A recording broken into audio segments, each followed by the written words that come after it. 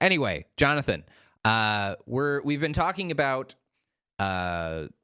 attempts to silence the free speech rights of students, pro-life students on California campuses, and we talked about the Fresno State case, which obviously was a big thing last week, but now we've got another case coming out of CSU San Marcos, which I believe is down in San Diego.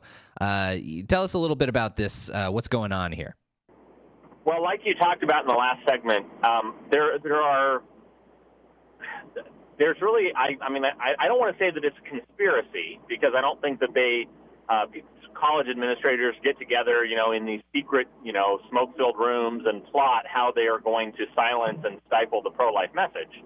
But like you said, I think it is just an outgrowth of the campus culture over the last, 50 years.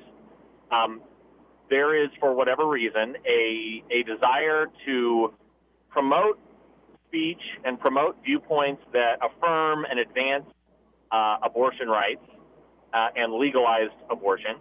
And there is a kind of a soft bias and an implicit aversion to any sort of pro-life speech that challenges the status quo, especially here in the state of California. And that happened, like you said. It can either happen actively, where you are actively trying to silence the speech of pro-life students, or it can happen passively, which is what we saw here at San Marcos. We saw Professor Thatcher get sued because he was trying to cover up pro-life speech, but the lawsuit engaged in by ADF, our friends at ADF down in Southern California at CSU San Marcos, basically says that you can silence speech by treating it unequally and not giving it the same opportunity. Right. So let me launch into the details here of what happened. So basically, every college campus, including pretty much every college and university in the country, has a kind of student activities office that funds student clubs. And what we're seeing at CSU San Marcos is the pro-life group, the Students for Life, requested $500 in funding to host a visiting speaker.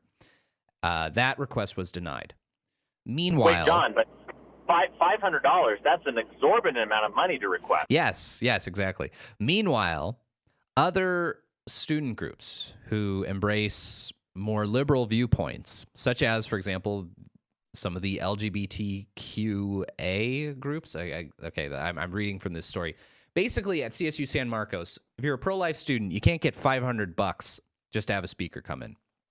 But CSU San Marcos spends $300,000 in student activities fees, $300,000 that are paid for by students who are attending the university on two different sort of centers on campus that are dedicated to promoting LGBT rights and issues. So on the one hand, the student activities for certain kinds of speech that it prefers, things promoting the gay rights agenda, they're willing to spend $300,000 on speech and expressive activities. But the pro-life kids want a $500 speaker, and they're shut down and denied. So that's the basis of this lawsuit that ADF is filing against CSU San Marcos. Right. And it's, John, that's just an obscene discrepancy in funding. That's 600 to 1 right, in terms of the amount of money spent versus the amount of money requested here. And again, it's one thing if you cover up the speech of someone directly, and you're, like we saw in Fresno State's campus, you're rubbing out the speech, you're concealing it, you're recruiting students, conscripting students to come and help cover up a message you don't like. Mm-hmm. But this is in some ways almost more insidious, because at least with the Fresno State students, they had the opportunity to put their message out there to begin with. In this case, they are silencing the message and essentially, strangling the message in its crib before it ever has a chance to be heard.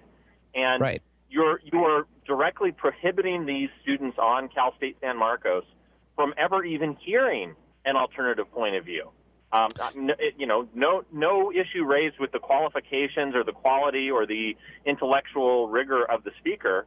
It's just a flat-out denial of this viewpoint having a hearing on campus.